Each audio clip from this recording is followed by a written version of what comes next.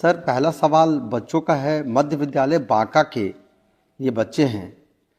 पहला इन्होंने कुछ सवाल जो पूछे हैं उसमें हमें जो पाठ्य सामग्री यथा किताब कॉपी अन्य शिक्षण सामग्री जो विभाग के द्वारा प्रदान की जाती है, यदि वो सामग्री सत्र के आरंभ के पूर्व प्राप्त हो जाए तो पढ़ाई करने में ज़्यादा सुविधा होगी।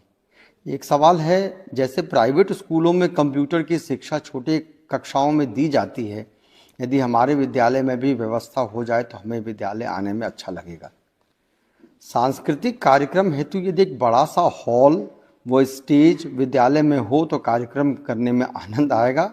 और खेलना हम बच्चों का सबसे ज़्यादा पसंद है, परंतु विद्यालय में खेल का मैदान नहीं होने से हम लोग खेल की घंटी का समुचित उपयोग नहीं करते। देखिए, सबसे पहला जो प्रश्न पूछा है कि जो सामग्री है, किताब है, पेंसिल है, कॉपी है, बैग है, इस बार हम लोग का यह उद्देश्य और टारगेट भी है कि 1 अप्रैल को जैसे ही आप लोग पहली क्लास में जाएंगे तो जैसे प्राइवेट स्कूल में बच्चे नए किताब नए सभी सामग्री के साथ जाते हैं, इस बार आपको सामग्री मिलेगी। और हम यह भी कोशिश में हैं कि जो यूनिफॉर्म है, जो वर्दी है, जो ड्रेस है, वो भी आपको समय पे नए क्लास जाने के तुरंत ही उसी दिन आपको मिल जाए, ताकि आप नए ड्रेस में, नए किताबें, नए बैग के साथ आप नए स्कूल में जाएंगे। तो ये हम लोग का उद्देश्य है और हम लोग का टारगेट है, और हम उम्मीद करते हैं कि आपको 1 अप्रैल 2025 में ये सब सामग्री उपलब्ध हो जाएगी। जहाँ तक आपने कंप्यूटर ज्ञान की बात की है, हम लोग 8वीं क्लास तक हम लोग कंसंट्रेट अभी कर रहे हैं, और जूनियर क्लासेस में थोड़ा हम लोग का अभी भी इंफ्रास्ट्रक्चर का इशू है। कंप्यूटर कहाँ लगाएंगे, क्या है, क्लासरूम्स का भी अभी अभाव है। लेकिन हम लोग कोशिश में लगे हुए हैं कि कहीं मोबाइल मतलब कंप्यूटर लैब विभिन्न स्कूल में जाएगी, थोड़ा ज्ञान देंगी कि कैसे कंप्यूटर होता है। कंप्यूटर शिक्षा के मोबाइल क्लासरूम का हम लोग व्यवस्था करने की कोशिश में हैं, ताकि प्रखंड में कम से कम घूमे, तिथि निर्धारित हो, ताकि जो छोटे बच्चे हैं, प्राइमरी स्कूल के भी बच्चे हैं, जहाँ पे कम से कम क्लासरूम नहीं है, कम से कम ये मोबाइल कंप्यूटर वैन बहुत जगह है जिसमें 10-15 कंप्यूटर रहते हैं, बच्चे चढ़े जाते हैं उस कंप्यूटर वैन में और अपना कंप्यूटर का ज्ञान करते हैं। तो ये हम लोग ट्रायल के रूप में हम लोग ट्राई कर रहे हैं कि कम से कम प्रखंड स्तर पर वैन उपलब्ध हो और ये विभिन्न स्कूल जाए और वहाँ पे कंप्यूटर में छोटे बच्चों को कंप्यूटर सिखाएंगे। और जहाँ तक बात मैदान की है, तो मैं कुछ स्कूल में गया भी था जहाँ पे जगह की कमी थी, तो हम लोगों ने डीएम को यह अनुरोध किया है कि अगल बगल जो ज़मीन खाली पड़ी है उसको खाली करा के, मतलब उसको मैदान के रूप में डेवलप करके स्कूल के साथ संबद्ध किया जाए। हो सकता है कि स्कूल के अंदर ना हो, किंतु अगल बगल मैदान हो। और हम लोग का यह उद्देश्य है कि स्पोर्ट्स एक्टिविटी जो है स्कूल की, वो बहुत ही सीरियस हो और कंपलसरी हो। तो स्कूल के अगल बगल कोई मैदान अगर होता है, उसको खाली करा के, उसको समतल करा के, उसको स्कूल के उपयोग में लाया जाए, यह हम लोग डीएम को आदेश दे रहे हैं। एक ये सांस्कृतिक कार्यक्रम के लिए बड़ा हॉल चाह रहे हैं सर। देखिए, हॉल का है, अभी धीरे धीरे होगा, मतलब कोशिश में है। पहले हाई स्कूल में होगा, फिर उसके बाद होगा, बट अभी जगह का अभाव है। बट मैं सोच सकता हूँ कि यह समस्या है हॉल की, तो धीरे धीरे होगा, उम्मीद करिएगा। लेकिन मैदान सबसे आसान काम है। मैदान स्कूल के बाहर भी हम लोग मैदान उपलब्ध कराने का प्रयत्न करेंगे। Thank you sir. एक बच्ची है तन्नू कुमारी, पीएन एंग्लो स्कूल से है। सर स्कूल में कुछ बच्चों द्वारा मोबाइल का इस्तेमाल किया जा रहा है, इस पर रोक लगाई जाए। ये हमारे जो बच्चे हैं, जिस स्तर के बच्चे हैं, उनको मोबाइल का तो मेरी जानकारी में अफोर्ड नहीं कर पाएंगे स्कूल में लाने के लिए। लेकिन ये गलत बात है कि बच्चे स्कूल में मोबाइल लाते हैं। ये अभिभावक को भी इंश्योर करना चाहिए कि ऐसे बच्चों को मोबाइल नहीं दिए जाए, और ताकि वे स्कूल में अंदर ले आएँ। और हम लोग कोशिश करेंगे कि सरप्राइज चेकिंग रखें। अब रोज़ हम चेकिंग तो लगा नहीं सकते हैं कि रोज़ सबका बैग चेक किया जाए, लेकिन इंस्ट्रक्शन ज़रूर दे सकते हैं कि अगर बच्चा मोबाइल किसी कारण से लाना ज़रूरत भी पड़ जाए तो कहीं जमा करके रखेगा और स्कूल समाप्ति के बाद ले जाएगा। और स्कूल में मोबाइल ऑब्वियसली अलाउड नहीं है, मतलब ये बहुत ही स्ट्रिक्टली अलाउड नहीं है। जी। ये केशव कुमार हैं, 10वीं में पढ़ते हैं जीडी पाटलिपुत्रा स्कूल पटना में, और करण कुमार हैं जो 12वीं में पढ़ते हैं पटना कॉलेजिएट में। एक ही जैसा सवाल है दोनों का। विद्यालय में पुस्तकालय होने से पढ़ने में सुविधा हो रही है सर, परंतु विद्यालय से पुस्तक इशू भी किए जाएं तो और बेहतर होगा। हम लोगों ने ऐसा कोई रिस्ट्रिक्शन नहीं लगाया, ये हेडमास्टर पर निर्भर है कि किताब इशू हो नहीं हो। और मैं चाहूँगा कि बच्चे स्कूल में, बच्चे घर किताब लेके जाएं और पढ़ के अगले दिन या 2-3 दिन में वापस करें। तो इस बारे में मैं ज़रूर हेडमास्टर सबको निर्देशित करूँगा। इनके क्वेश्चन पर कम से कम ये मैं आदेश निर्गत करूँगा कि जो लाइब्रेरी की बुक्स हैं वो इशू करेंगे और 2-3 दिन बाद उसको लौटा देंगे, मतलब मैक्सिमम सप्ताह भर, ताकि बाकी बच्चे भी पढ़ सकें। लेकिन मैं अनुरोध ये करूँगा कि जब इशू करके ले जाएं तो समय पर किताबों को लौटाए भी, ऐसा नहीं कि महीने महीने रख लें, क्योंकि सभी बच्चों के उपयोग की किताबें हैं। एक सवाल है, केशव कुमार हैं, 10वीं में पढ़ते हैं। इनका सवाल है, विद्यालय में कक्षा 10 के 2 सेक्शन हैं, ए और बी, वहाँ पोशाक राशि मिल चुकी है, जबकि उसी कक्षा के अन्य 2 सेक्शन सी और डी में ये राशि नहीं मिली है। पूछने पर शिक्षक द्वारा कोई जवाब नहीं मिलता है। एक और सवाल है इनका कि लगता हुआ विज्ञान प्रयोगशाला होने के बावजूद भी इसका इस्तेमाल नहीं कराया जा रहा है। देखिए, पोशाक की राशि हम लोगों ने सबको कहा है देने को, और ये कंप्लेंट आई है। हम लोगों ने जो जिला शिक्षा पदाधिकारी है उसको कहा है, और उम्मीद करते हैं कि सप्ताह भर में आपको राशि मिल जाएगी। ये कंप्लेंट की जांच होगी और जो भी दोषी होंगे उस पर भी मैं कार्रवाई करूँगा। जहाँ तक लेबॉर्ट्री की बात है, तो मैं सभी टीचर से ये अनुरोध करता हूँ, और मैं 2-3 स्कूल्स में गया भी था। तो वहाँ हुआ ये था कि एक स्कूल गया था मैं, वहाँ पे मैंने पूछा जो टीचर है हेडमास्टर से, मैंने पूछा ये बच्चे कहाँ हैं? तो बोले लेबॉर्ट्री क्लास चल रही है। तो जब मैं उस क्लास में गया तो देखा लेबॉर्ट्री तो क्लास थी, लेकिन उसमें क्लास चल रही थी। मतलब मेरा ये अनुरोध है टीचर से कि लेबॉर्ट्री क्लास का मतलब ये नहीं कि लेबॉर्ट्री में क्लास चलाना।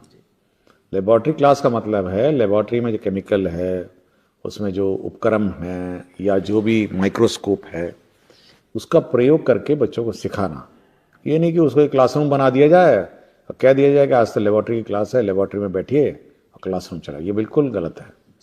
तो ये जो भी टीचर हैं, हम लोग चेक करेंगे, और फिर एक बार इंस्पेक्शन टीम जाएगी और ये चेक करने जाएगी कि ये वास्तव में क्या हो रहा है और क्यों लेबॉर्ट्री का काम नहीं हो रहा। और मैं जब भी जाता हूँ 2-3 चीज़ें ज़रूर चेक करता हूँ कि लेबॉर्ट्री में माइक्रोस्कोप चालू हालत में है, केमिकल्स हैं केमिस्ट्री लैब में, और वो जो फ्लेम है, जो गैस है और फ्लेम है, वो उपलब्ध है या नहीं, फिजिक्स लेबॉर्ट्री में बैटरी है या नहीं। ये 2-3 चीज़ें मैं ज़रूर चेक करता हूँ कि बैटरी, अगर बैटरी नहीं हुई तो फिजिक्स लैब क्या चलेगा, अगर फ्लेम नहीं है तो क्या आप केमिस्ट्री करेंगे। और क्लास में अगर लेबॉर्ट्री क्लास में माइक्रोस्कोप ही नहीं है तो इसका मतलब कुछ कर नहीं रहे हैं, केवल खाना पूरी हो रही है। तो ये बेसिक चीज़ें मैं ज़रूर चेक करता हूँ। लेकिन मुझे ठीक नहीं लगा। ये सिवान का स्कूल था और मैं जब गया तो वही लेबॉर्ट्री में क्लास चल रही थी, लेबॉर्ट्री क्लास नहीं चल रही थी। तो सुधार का मौका हम लोग सभी टीचर को दे रहे हैं, और नहीं सुधरेंगे तो फिर बाद में कार्रवाई भी होगी। ऐसा नहीं कि 2-3 बार हम लोग अनुरोध ज़रूर करेंगे, लेकिन जब इसका अनुपालन नहीं होगा और इंस्ट्रक्शंस का अनुपालन नहीं होगा तो कार्रवाई कर देंगे। जी, ये एक अनुपमा सिंह हैं, ये ग्रेजुएट टीचर हैं बरौनी बेगूसराय से। इनका कहना है कि बिहार के प्रारंभिक विद्यालयों में स्वच्छता के 5 स्टार मानक हासिल करने के लिए बिहार शिक्षा परियोजना और यूनिसेफ के तत्वाधान में बिहार स्वच्छ विद्यालय पुरस्कार के नाम से एक शानदार प्रतिस्पर्धा की परंपरा पिछले 2 वर्षों से अवरुद्ध है। इस प्रतियोगिता से विद्यालयों की स्वच्छता की स्थिति में काफी सुधार हुआ था। क्या इसे पुनः प्रारंभ किया जा सकता है? देखिए, यूनिसेफ के साथ ये कार्यक्रम शुरू हुआ था और यूनिसेफ ने इसमें राशि देना बंद कर दिया। यूनिसेफ की फंडिंग बंद हो गई, और यूनिसेफ का हमसे अनुरोध है कि हम लोग अपनी राशि से इस कार्यक्रम में चलाएं।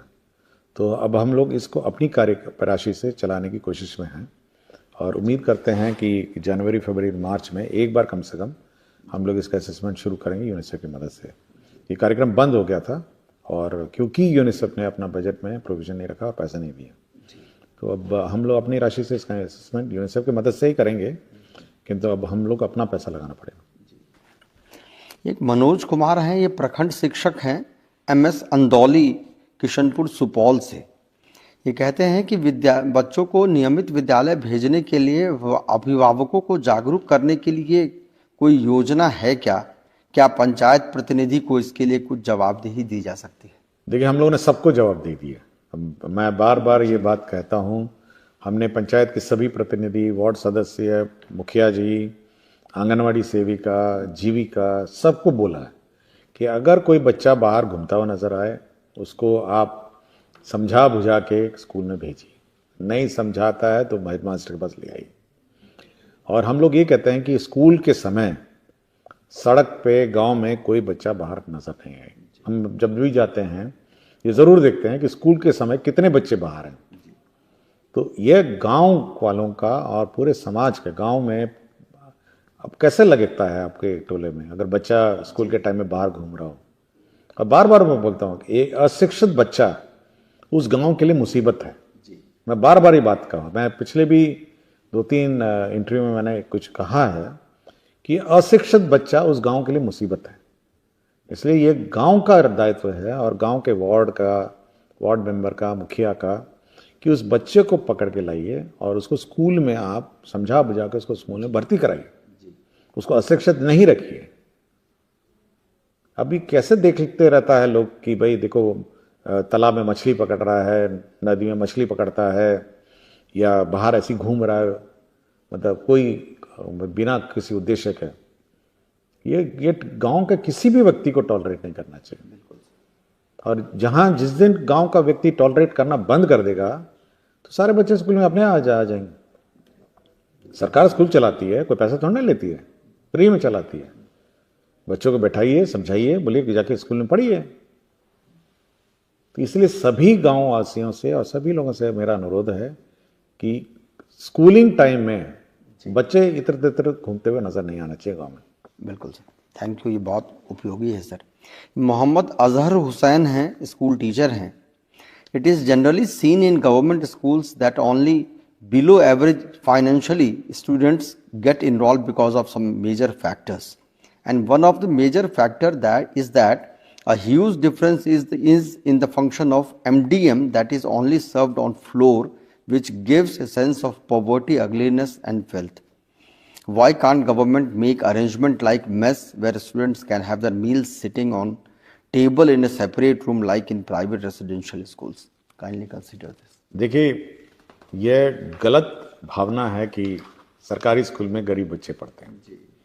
और अगर हम लोग अपना यूपीएससी का लिस्ट देखें, आईएएस का, आईपीएस का, तो बहुत सारे बच्चे हैं जो गवर्नमेंट स्कूल से पास आउट हैं। तो यह बिल्कुल गलत धारणा है कि केवल गरीब, सभी लोग पढ़ते हैं। और प्राइवेट स्कूल हर गांव, हर पंचायत में और हर मोहल्ले में नहीं है। बिल्कुल। और सरकारी स्कूल हर गांव में है, मोटा मोटी 80,000 के करीब हैं हर गांव में। तो इसलिए यह बिल्कुल मतलब गलत है कि गरीब आदमी, सभी बच्चे पढ़ते हैं। और जहाँ तक बात यहाँ की है कि मिड डे मील की बात है, देखिए गांव की जो व्यवस्था है, मतलब ठीक है, जगह अगर होती तो मेस होता, अलग कमरे होते तो मेस भी हो जाता, टेबल भी हो जाता। हम लोग तो स्कूल के क्लासरूम के लिए टेबल हम लोगों ने लगाया, और वो भी बहुत सरकार ने अपनी पूरी राशि ताकत लगा के सभी स्कूल के क्लासरूम में आपके बेंच और डेस्क लगा दिए। लेकिन अगर हम लोग को मतलब बेंच अलग से मेस बनाना होगा तो उतने ही बच्चों का फिर टेबल और चेयर लगाना पड़ेगा। बिल्कुल। क्योंकि बहुत ही एक तो खर्चीला है और एक तो इंफ्रास्ट्रक्चर का और इशू है। अभी तो बच्चे ने मतलब क्या कहते हैं, कल्चरल कार्यक्रम, मतलब सांस्कृतिक कार्यक्रम के लिए कमरा मांगा है, तो वो सब कहाँ से होगा। लेकिन एक अच्छा फीलिंग रहता है। मैं भी जाता हूँ मिड डे मील में तो पंगत में बैठता हूँ, और गांव में जाता हूँ तो पंगत में बैठता हूँ, और मेरी अपनी बारी आती है। जैसे मैं जब भी जाता हूँ तो बच्चे बैठे रहते हैं, तो मैंने कहा ठीक है, जब वो खा लेंगे तो मैं अपनी पंगत में बैठूंगा। तो बच्चों के साथ पंगत में बैठ के आराम से बैठ के खाने में अपना मज़ा है, और ज़मीन में बैठ के खाने का एक साथ मतलब कंधे से कंधा मिला के, मतलब सभी वर्ग सभी धर्म के बच्चे जब एक साथ बैठ के खाते हैं और बड़ा अच्छा लगता है। और को थोड़ा आदत, हम लोग को जो पुरानी अपनी ट्रेडिशनल आदत है तो उसकी याद आती है। तो अच्छा लगता है। लेकिन अगर बहुत व्यवस्था हो और बहुत ही बड़े कैंपसेस हों तो हम लोग मेस हॉस्टल की तरह रख सकते हैं। किंतु यह व्यवस्था मेरे ख्याल से एक सामाजिक इक्वालिटी की बात है कि सभी बच्चे, सभी धर्म के, सभी वर्ग के एक साथ बैठ के खाते हैं। और मैं कहता हूँ कि सफाई रखिए, ये नहीं कह रहा हूँ कि गंदगी में बैठ के खाइए, बिल्कुल सफाई रखिए, चद्दर बिछाइए और पंगत में खाइए। बहुत सही कहा है सर, शुक्रिया सर। एक सवाल है सर, अभिषेक कुमार हैं, बीपीएससी टीआरई वाले शिक्षक हैं, पॉलिटिकल साइंस के।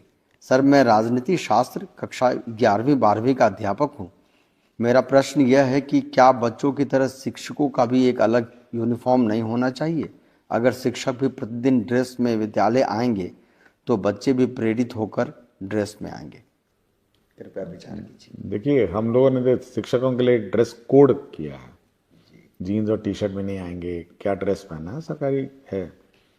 लेकिन इस टीचर के ड्रेस में रहने और नहीं रहने से मेरे ख्याल से स्कूल का डिसिप्लिन, यूनिफॉर्म में आना, मेरे ख्याल से ये कोई मुझे समझ में नहीं आया। क्योंकि सब जगह जहाँ पे भी देखते हैं यूनिफॉर्म में, बच्चे तो यूनिफॉर्म में रहते हैं और जो भी टीचर्स हैं वो अपना अनुसार आते हैं, अपने ड्रेस के अनुसार आते हैं जो सरकार निर्धारित करते हैं। हम लोग का कोई विचार नहीं, बिल्कुल विचार नहीं है कोई यूनिफॉर्म टीचरों का बनाना। अपना जो व्यवस्था है, जो